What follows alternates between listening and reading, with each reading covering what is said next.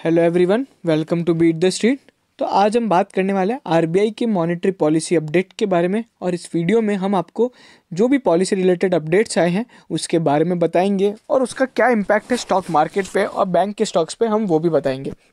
साथ ही में जो हमारे चैनल पे पहली बार आ रहे हैं वो हमारे चैनल को ज़रूर सब्सक्राइब कर लें और बेल आइकन को ज़रूर दबा लें।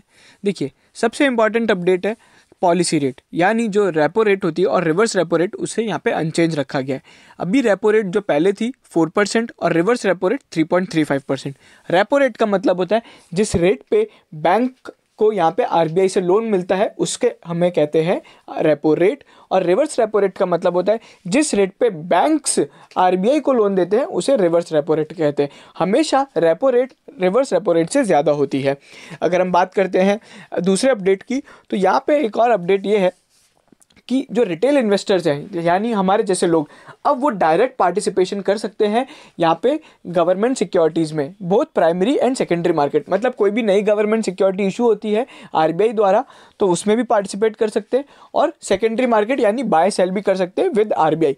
यानी जब आरबीआई के पास जितनी भी गवर्नमेंट सिक्योरिटीज़ बाय सेल कर सकती है तो वो अब यहाँ पे रिटेल इन्वेस्टर्स भी पार्टिसिपेट कर सकते हैं। इससे पहले क्या सिनेरियो होता था? इससे पहले banks, insurance companies, mutual funds और कुछ रेगुलेटेड और दूसरी अथॉरिटीज़ और टाइप ऑफ ऑर्गेनाइजेशंस को ही अलाउड था, ठीक है। और जो हम लोग थे, हम लोग को हमारे ब्रोकर्स के थ्रू यहाँ पे करना पड़ता था। बट अब डायरेक्ट रिटेल पार्टिसिपेशन होगा तो यहाँ पे एक जो प्रॉब्लम हो सकती है वो ये है कि जो एफडीज़ में पैसा लगाया जाता है, आज अगर रिटेल को, कोई भी आदमी को अगर डायरेक्ट इन्वेस्टमेंट करना है तो एफडी कर सकता है अगर हम लोग बात करते हैं तो। बट जैसे गवर्नमेंट सिक्योरिटीज़ खुल जाएगा तो यहाँ पे एफडी और म्यूचुअल फंड में थोड़ा बहुत आपको यहाँ पे फ्लो आउट दिख सकता है, मतलब यहाँ पे कम होना, इन्वेस्टमेंट कम हो सकता है। तो इस कारण यहाँ पे म्यूचुअल फंड स्टॉक्स और बैंक स्टॉक्स में थोड़ी बहुत यहाँ पे एक प्रॉब्लम है उनको डिपॉजिट को लेके। तो जिन भी बैंक्स के यहाँ पे हाई एफडीज है, जैसा कि हम लोग देखें तो यहाँ पे आईडीएफसी फर्स्ट बैंक है जो 7% का एफडी रेट देता है, और इस तरह के जितने भी यहाँ पे मिड साइज बैंक्स हैं तो यहाँ पे एक प्रॉब्लम हो सकती है उनके कासा रेशो और एफडीज को लेके, क्योंकि यहाँ पे अब हो सकता है, ऐसा माना जा रहा है कि डिपॉजिट्स यहाँ पे थोड़े बहुत वीक होंगे और यहाँ पे जो म्यूचुअल फंड में इन्वेस्टमेंट होता है वो भी यहाँ पे कम होने की आशंका है, क्योंकि अब यहाँ पे एक और नया इन्वेस्टमेंट ऑप्शन खुल गया है, वो है गवर्नमेंट सिक्योरिटीज रिटेल इन्वेस्टर्स के लिए। उसके बाद एक और इंपॉर्टेंट अपडेट है जिसका मार्केट पे आज इंपैक्ट भी देखने को मिला है, वो है सीआरआर। क्या पे यहाँ पे है कैश रिजर्व रेशो। देखिए, कैश रिजर्व रेशो का मतलब होता है कि हर बैंक को आरबीआई के पास अपनी टोटल लोन बुक, मैं एकदम सिंपल टर्म्स में आपको बता रहा हूँ, इसको हम लोग अगर वो कहते हैं तो नेट डिमांड टर्म लोन, ठीक है, नेट डिमांड लाइबिलिटी जो होती है एनडीएल, उसका यहाँ पे कुछ 4% रखना होता है। बेसिकली नेट डिमांड लाइबिलिटी का मतलब कुछ नहीं बल्कि लोन्स होते हैं। तो आरबीआई के पास हर बैंक को 4% अपना वो रखना पड़ता है, ठीक है। यहाँ पे 4% अपना सीआरआर रखना पड़ता है। मान लो अगर मैंने 100 करोड़ का लोन दे रखा है मार्केट में, मैं बैंक हूँ, तो मुझे 4 करोड़ रुपए यहाँ पे जमा कराने पड़ेंगे। तो अभी क्या हुआ था, कोविड-19 के कारण सब बैंक्स को काफ़ी लिक्विडिटी प्रॉब्लम हुई थी, तो इसलिए इस सीआरआर को 4% से 3% कर दिया गया था।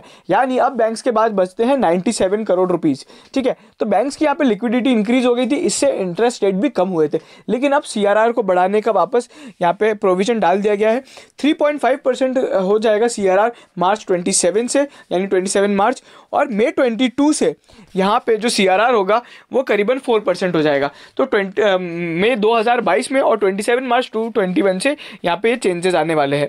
तो अभी इससे क्या होगा, इससे दो चीज़ें, एक तो स्टॉक मार्केट और ओवरऑल इकोनॉमी में लिक्विडिटी का थोड़ा क्रंच आएगा, क्योंकि 0.5% अगर हम देखें टोटल डिमांड लाइबिलिटी का तो बहुत ज़्यादा होता है, it comes into lakhs of crore rupees, ठीक है। और इस कारण यहाँ पे जैसे बैंक को लिक्विडिटी क्रंच होगा तो वहाँ पे इंटरेस्ट रेट भी बढ़ाई जाएगी। तो दो चीज़ें हैं, एक लिक्विडिटी और यहाँ पे स्टॉक मार्केट में, और एक और दूसरी चीज़ है वो ये है कि इंटरेस्ट रेट। और मैं आपको बता दूं कि इंडिया में और ओवरऑल जो वर्ल्ड इक्विटी मार्केट्स है, जो उसमें तेज़ी आई है, जो इतनी शानदार रैली देखने को मिल रही है, वो जस्ट बिकॉज इसलिए कि यहाँ पे लिक्विडिटी बैंक्स की तरफ में बहुत है।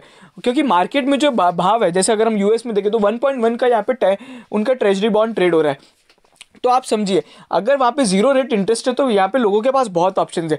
लेकिन जिस तरीके से अगर लोन महंगा हुआ और यहाँ पे ये सब चीज़ें लिक्विडिटी को वापस बैकअप किया गया, मतलब अब्जॉर्ब किया गया, मार्केट से ले लिया गया, तो यहाँ पे स्टॉक मार्केट में वापस हर चीज़ महंगी हो जाएगी, क्योंकि बड़े बड़े इन्वेस्टर्स का जो कॉस्ट ऑफ फंड है, अब वो जहाँ पे अगर मान लीजिए 1.1 है या 0 है या 4% है, तो अब जैसे ही इंटरेस्ट रेट बढ़ेगी तो उनका कॉस्ट ऑफ फंडिंग बढ़ेगा, तो वो लोग यहाँ पे ज़्यादा यहाँ पे इन्वेस्ट नहीं करेंगे, क्योंकि उनको सामने उनको प्रॉफिट कम दिखेगा। तो ये एक नेगेटिव इम्पैक्ट है। सीआरआर के बढ़ने के कारण आज जो हमारा मार्केट करीबन 300 से 350 पॉइंट ऊपर था, वो अभी 100 पॉइंट के ऊपर के साथ बंद हुआ। तो इसलिए ये बहुत बड़ा इम्पैक्ट है।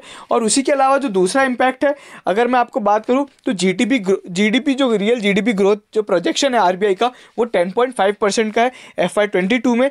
वहीं पे जो सीपीआई इन्फ्लेशन का टारगेट है वो यहाँ पे 5.2% है FY21 के लिए, और 5.2 से 5% for the first half of FY22 and 4.3% for Q3 in FY22। तो उसी के साथ यहाँ पे एक और अपडेट है एनबीएफसी से रिलेटेड। तो एनबीएफसी से रिलेटेड क्या अपडेट है, देखिए, इन्हें अब एलटीआरओ में इंक्लूड कर दिया जाएगा। यहाँ पे क्या होता है, जो long term targeted long term repo operations, basically यहाँ पे आरबीआई एक पर्टिकुलर सेगमेंट्स को लोन देने के लिए बैंक्स को लोन देता है। आरबीआई कभी डायरेक्ट लेंडिंग नहीं करता है, तो पहले आरबीआई बैंक्स को लोन देगा और उन लोन का पर्पस स्पेसिफाइड होता है कि आप एग्री सेक्टर में दें, एमएसएमई में दें। जिस तरीके से हम लोग ने देखा पहले एग्री सेक्टर और एमएसएमई और बाकी सब इंफ्रास्ट्रक्चर के लिए एलटीआरओ हुआ करते थे, ठीक है।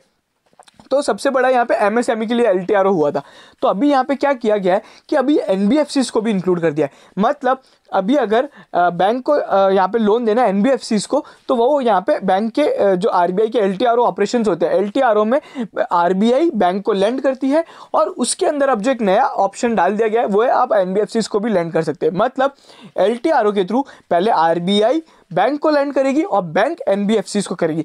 तो ये जो मूव है ये एनबीएफसीज के लिए पॉजिटिव है। बट एक नेगेटिव खबर ये है कि जो बैंक्स ने अभी आरबीआई ने, सेंट्रल बैंक ने एक नई अभी डिस्कशन चालू किया था, जिसके अंदर नए रेगुलेशंस आने वाले एनबीएफसीज के लिए, जो कि काफ़ी स्ट्रिक्ट है और एज लाइक बैंक्स है।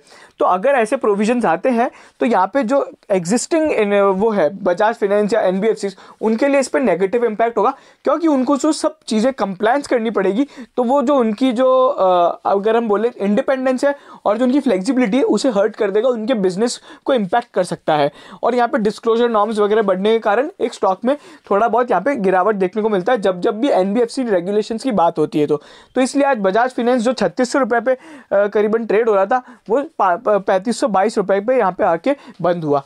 तो अगर हम देखेंगे तो ये भी एक नेगेटिव इम्पैक्ट रहा। और उसी के साथ अगर मैं बात करूँ एसेट क्वालिटी रिव्यू 2.0 की, इकोनॉमिक सर्वे में यहाँ पे कहा गया था कि यहाँ पे बहुत से लोगों का मानना था कि आरबीआई को एक एसेट क्वालिटी रिव्यू कंडक्ट करना चाहिए। तो इस पे आरबीआई के गवर्नर ने कहा कि they are already conducting asset quality review, और जितने भी एनपीएज हैं और उन सब की स्ट्रेस सिचुएशंस के ऑलरेडी अपडेट्स यहाँ पे लगातार चल रहे हैं। साथ ही में बैड बैंक पे एक बहुत मेजर अपडेट है। बैड बैंक पे अभी 2 अपडेट आ चुके हैं। एक अपडेट यह है कि गवर्नमेंट डायरेक्ट पार्टिसिपेशन नहीं करेगी, ना ही ओनरशिप में, ना ही मैनेजमेंट के अंदर। जो बैड बैंक होगा वो सभी बैंक्स को मिलके ही पैसा यहाँ पे डालना पड़ेगा। मतलब जो ओनरशिप होगी वो भी बैड बैंक के अंदर बैंक्स की होगी। और यहाँ पे मोस्टली ये माना जा रहा है कि एसबीआई और जैसे जो बड़े बैंक है आईसीआई बैंक जैसे यहाँ पे मेजर इन्वेस्टर्स हो सकते हैं।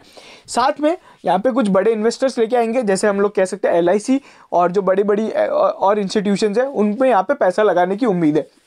ओवरऑल बैड बैंक के लिए गवर्नमेंट अपना पैसा नहीं लगाएगी, यहाँ पे सभी बैंक्स को लगाना है। और बैड बैंक के लिए यहाँ पे आरबीआई के गवर्नर ने कहा है कि उन लोग ने हमारा खुद का प्रपोजल गवर्नमेंट को भेज दिया है, जिसका फॉर्मल अप्रूवल अभी भी आना मिनिस्ट्री ऑफ फाइनेंस से बाकी है। तो ये रहा हमारा बैड बैंक का यहाँ पे अपडेट। अगर कल को बैड बैंक लॉन्च होता है तो ये ओवरऑल बैंकिंग सेक्टर और एनबीएफसी सेक्टर के लिए काफ़ी बड़ा अपडेट होगा और काफ़ी पॉजिटिव अपडेट होगा। और इससे जो हम लोग को है एक बैंक निफ्टी और बाकी सभी बैंक और फाइनेंशियल सेक्टर में एक तेज़ी देखने को मिल सकती है। साथ ही में हम लोग बात करें पीएमसी बैंक का क्या अपडेट है। पीएमसी बैंक से रिलेटेड बैंक्स को आरबीआई ने बताया कि उन्हें टोटल 3 प्रपोजल मिले, जो यहाँ पे पीएमसी बैंक का रिजोल्यूशन एप्लीकेंट बनना चाहते हैं, यानी उसे एक्वायर करके उसके पूरे जो उसे एक्वायर करके उसे रिसॉल्व करना चाहते हैं। और उसी के साथ एनबीएफसी रेगुलेशंस पे हम लोग ने बताया कि यहाँ पे बहुत जल्द एनबीएफसी रेगुलेशंस आने वाले हैं, जिसके कारण यहाँ पर हमें एक पॉजिटिव मूवमेंट दिखने को मिलेगा, जो कि थोड़े बहुत स्ट्रिक्ट होंगे लेकिन एनबीएफसीज के लिए नेगेटिव रहेंगे। ओवरऑल जो हमारा क्या व्यू है तो मैं आपको बता देता हूँ। ओवरऑल जो हमारा इस पे व्यू है वो ये है कि भैया जो आज सब अपडेट्स आए हैं उसमें मेजर सीआरआर का बढ़ना और यहाँ पे एक retail participation in government securities, ये एक नेगेटिव है और पूरे स्टॉक मार्केट के लिए और बाकी सब सेक्टर्स के लिए एक नेगेटिव अपडेट है। लेकिन जो यहाँ पे सीआरआर का बढ़ना, यहाँ पे एक पॉजिटिव मूवमेंट है बैंक्स के लिए, और जो बाकी रेपो रेट और रिवर्स रेट में चेंजेस नहीं हुए, ये भी एक पॉजिटिव मूवमेंट है। तो इसके कारण हम लोग ने आज देखा कि भाई बैंक निफ्टी जो था वो हमारा ऊपरी भाव पे ट्रेड हुआ, लेकिन यहाँ पे स्टॉक मार्केट में जो गेन्स हुए थे वो आज यहाँ पे इरेज होते हुए दिखाई दिए, जस्ट बिकॉज कि सीआरआर हो गया है, जो सीआरआर को बढ़ा दिया गया है, और दूसरी यहाँ पे रिटेल इन्वेस्टर्स को यहाँ पे गवर्नमेंट सिक्योरिटीज़ में पार्टिसिपेट करने का ऑप्शन दिया गया है। तो ये वीडियो यहीं ख़त्म होता है। अगर आपको ऐसा एनालिसिस पसंद आया हो, प्रॉपर जो रीजनिंग के साथ हो, तो आप हमारे चैनल को ज़रूर सब्सक्राइब करें और बेल आइकन को ज़रूर दबाएं। शेयर कीजिए सभी यहाँ पे स्टॉक मार्केट के इन्वेस्टर्स के साथ जो भी यहाँ पे आरबीआई की पॉलिसी को ट्रैक करना चाहते हैं। ये वीडियो यहीं ख़त्म होता है। आप सभी का बहुत बहुत धन्यवाद।